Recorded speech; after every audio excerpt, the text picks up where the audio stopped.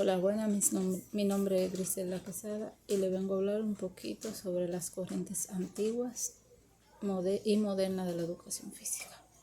La corriente deportiva y las escuelas gimnásticas.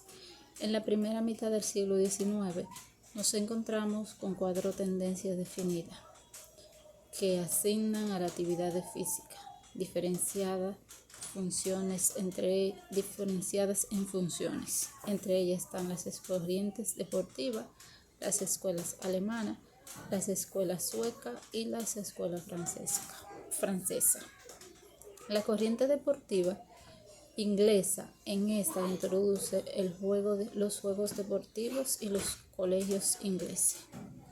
Thomas Arnold, 1795 a 1842.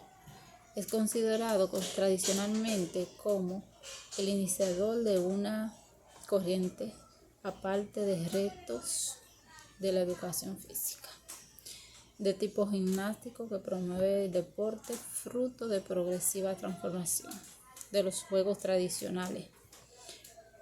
La esencial de la obra de Arnold fue hacer el deporte en estilo de vida más que un juego de caballero gentleman. Inicio de la gimnasia. Escuelas alemanas, suecas y francesas. Las escuelas de Frederick Lewis Young de 1778 a 1852. La gimnasia alemana, el servicio de la unidad nacional. Es una Alemania disgregada e invadida por Napoleón. John recurre a la educación física para lograr la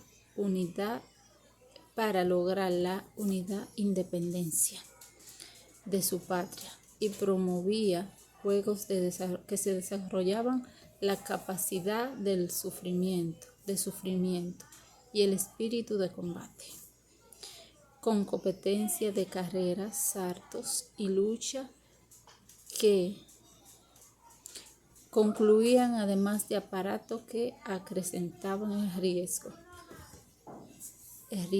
Barra fija, otros barras paralelas. Las escuelas suecas.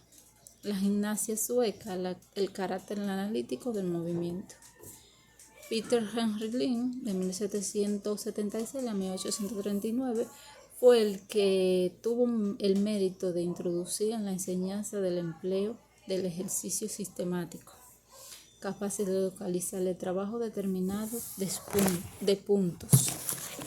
Y él fue quien dividió la gimnasia en 4 ramas, que fueron las pedagógica, militar, médica y estética. En las escuelas francesas, la gimnasia, en Francia, el carácter de la gimnasia, Francisco Moreau, de 1770 a 1848. Era un español quien restauró el primer método de la educación física. En España, crea en Madrid el Instituto Gimnástico. Pentaluciano. En Francia, a ser tachado de afrancesado, allí se le condecora y se le rinde honores. Y es el fundador de Francia de la institución que le permitieron el desarrollo gimnasta. Algo más sobre la corriente deportiva. El tradicional aislamiento de Inglaterra influyó para el deporte. No se embarca rápidamente en Europa continental, donde la gimnástica de las escuelas alemanas, francesas y suecas fundamentalmente constituían la práctica preponderante de la educación física. No obstante, a partir de 1850 ya había comenzado el surgimiento una importante moda por la práctica de deporte, de la creación clubes, asociaciones o federaciones.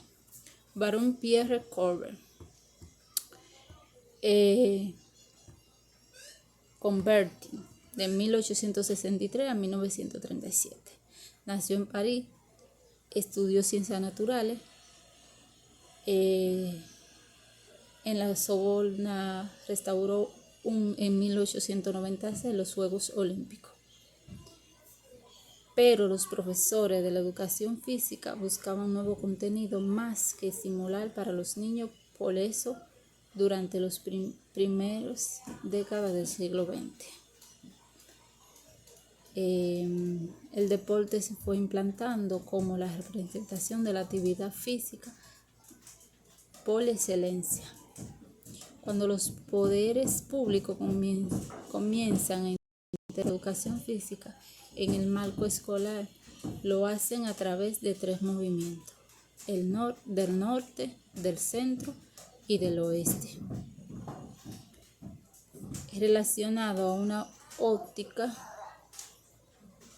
gimnástica, militar o médica. Sin embargo, no será hasta finales del siglo XIX cuando se anotará su presencia real de métodos fundamentales en el desarrollo armónico del aparato locutor. Podemos diferenciar varias etapas. La distinción esquemática introducidamente no corresponde a una visión como lógica precisa. El profundo trauma generan los continentes en Europa junto al triunfo de los regímenes totalitarios que promueven la educación física de carácter premilitar, impactada en los profesores fieles, se consignan a los valores infundidos por los ideológicos dominantes. Bueno, hasta aquí le pude hablar un poco de las corrientes modernas, antigua y moderna de la educación física. Esto fue un resumen de lo más importante y muchas gracias.